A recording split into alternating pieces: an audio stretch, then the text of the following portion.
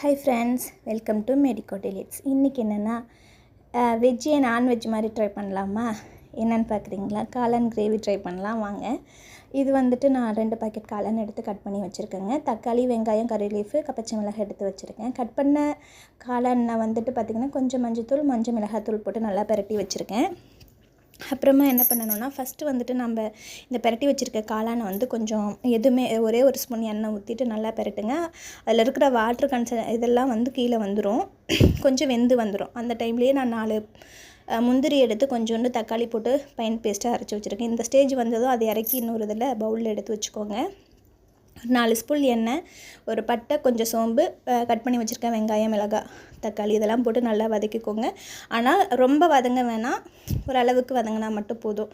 அந்த கண்ணாடி பதம் அந்த மாதிரி வதங்கினா போதும். அதுக்கப்புறமா நம்ம அரைச்சி வச்சுருக்கோம் இல்லையா, அந்த பேஸ்ட்டு அதை போட்டு நல்லா கலக்கி விட்டுக்கோங்க. கலக்கி விட்டுட்டு உங்களுக்கு கிரேவிக்கு தேவையான அளவுக்கு தண்ணி ஊற்றிக்கோங்க. ஆல்ரெடி அதுலேயும் தண்ணி இருக்கும், பார்த்துக்கோங்க. அப்புறமா வந்துட்டு மிளகாத்தூள், கரம் மசாலா, தனியாத்தூள் மட்டும் போட்டு நல்லா கலக்கி விட்டுக்கோங்க. அந்த மாதிரி கொதி வந்த ஸ்டேஜில் பார்த்திங்கன்னா நம்ம எடுத்து வச்சுருக்க காளானை அதில் போட்டு ஒரு 10 நிமிஷம் வேக வைங்க. நல்லா எண்ணெய் பிரிஞ்சு வரும். அந்த ஸ்டேஜில் லைட்டாக மல்லி இலை தூவி இறக்கி வச்சு சர்வ் பண்ணிக்கோங்க. சப்பாத்தி, இட்லிக்கு எல்லாத்துக்குமே சூப்பராக இருக்கும். ட்ரை பண்ணி பாருங்கள். இது மாதிரி சிம்பிள் ரெசிபி வேணும்னா நம்ம பேஜை மறக்காமல் ஃபாலோ பண்ணிக்கோங்க. யூடியூப்பில் என்ன ஐடின்னு நான் சொல்லியிருக்கேன், மறக்காமல் போய் சப்ஸ்கிரைப் பண்ணிக்கோங்க. பாய்.